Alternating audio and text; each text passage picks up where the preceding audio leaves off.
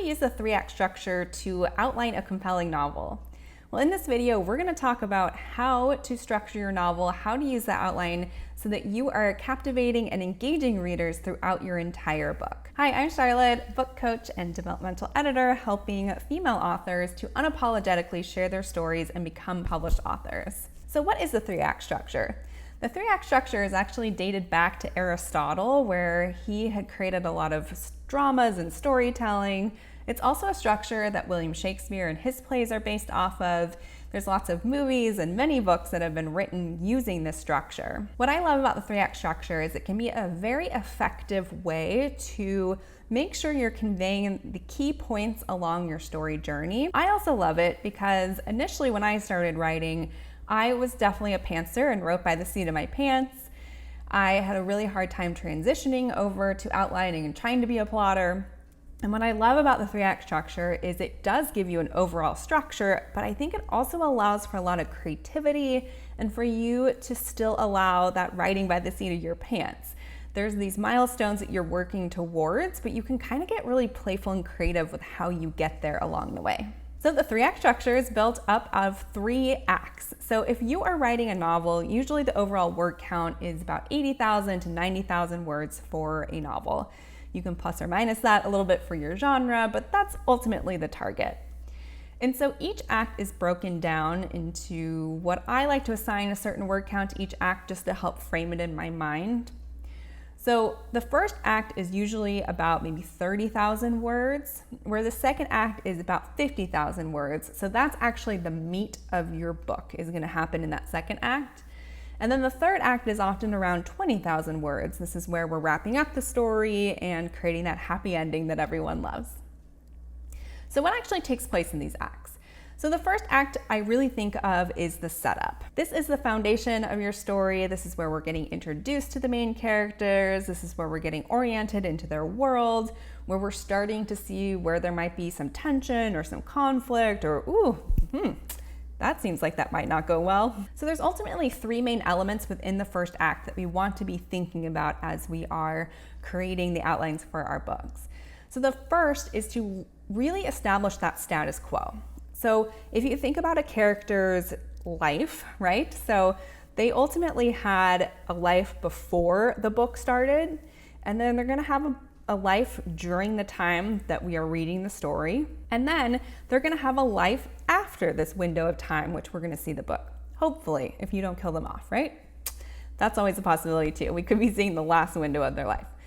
But ultimately, when we are coming into this character's life, we want to understand how their life is currently. So this is understanding your main character, who they are, what does their everyday life look like, what are some of the challenges that they're facing. And this really helps the reader connect into that character and start to emphasize where their struggles might be coming up. So this leads to the second part of the act that you want to be outlining, and this is the inciting incident.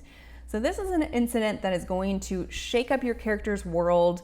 It's going to disrupt their routine, and it's going to propel them forward into what is the main conflict or the main reason for this book existing. So this might be something that is sparking your character's desire to change. It's ultimately the catalyst of the story that is going to move the plot in motion. And then the third piece to the first act is the rising action. So this is now that we're starting to see what their world was. Their world is starting to get shaken up, and we're like, uh-oh, what are they going to do?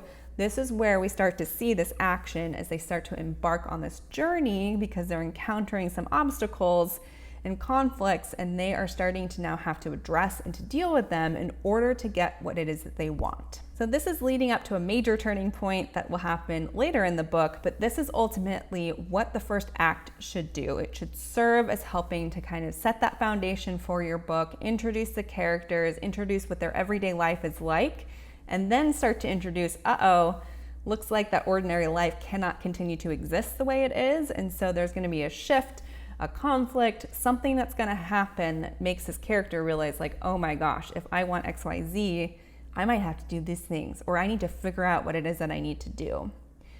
So that is really the service of Act 1, which again might be around about 30,000 words of your book.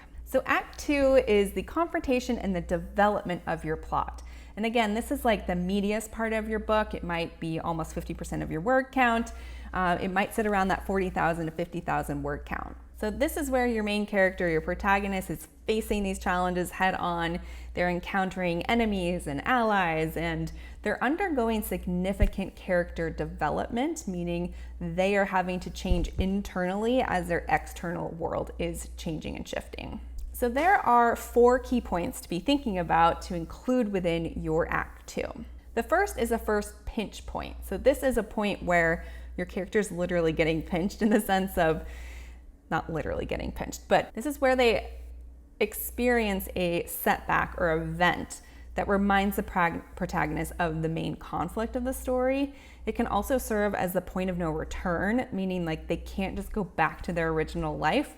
They ultimately have to change and continue down this journey.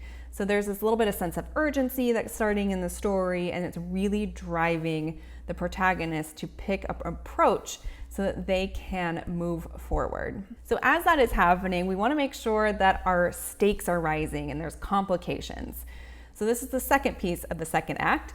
And this is, again, we can't just have a character say, screw it, I don't want to deal with this, I'm going to go back to my original life that you set up in Act 1. That is no longer an option. So the protagonist really has to face these escalating obstacles, and they have to be, being challenged. So they're being challenged to maybe face their flaws, to grow as a character, and really evolve the way that they interact with the world around them. So then the third piece of the second act is, as all this like stakes and complications and things are arising, there's going to be that middle point or that start of that revelation for your main character. So this is probably a pivotal event or something that alters their perspective.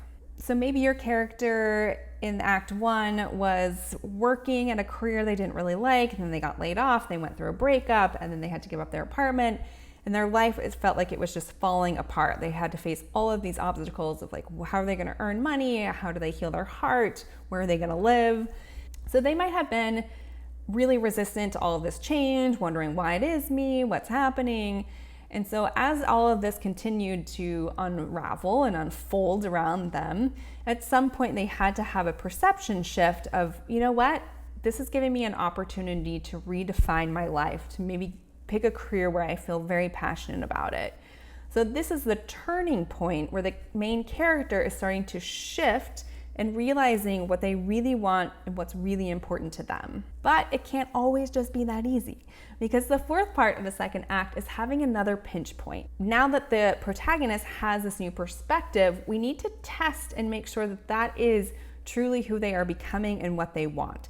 So this is usually another point where there's a sense of urgency that they have to continue to move forward, continue to grow in order to achieve what it is they set out to achieve. So Act 2 is full of action. It is full of obstacles and developments, and ultimately that is driving the protagonist to start thinking about, maybe I should approach this differently. So Act 3 is the final act of your book, which is all about resolution and the climax. So this is where you're actually going to tie up all the threads to your book.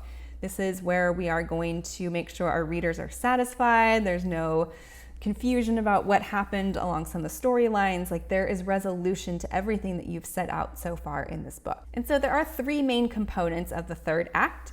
And the first is preparing for that climax. So in the early stages of Act 3, the protagonist should be starting to regroup, gather their allies, and really devising a plan or a way forward to overcome the main conflict in the story. So this is really starting to build anticipation and setting the stage for that resolution. And so the second part of the third act is the climactic sequence. So this is where it might feel like the most intense or pivotal part of your story. It's ultimately the test of your protagonist, like where they're confronted around that central conflict head on. There's no more hiding from it. There's no more trying to avoid it. They have to step into either who they are or what they want, and they own that. And so the outcome of them facing that confrontation really shapes the resolution for the story. And the third part of Act 3 is that finale. So now that your protagonist has been through all these obstacles, they've overcome so many challenges, but they have also grown and they've started to engage with the external world differently. To now they have resolved that conflict and move forward in some way. Now it's time to make that happy ending.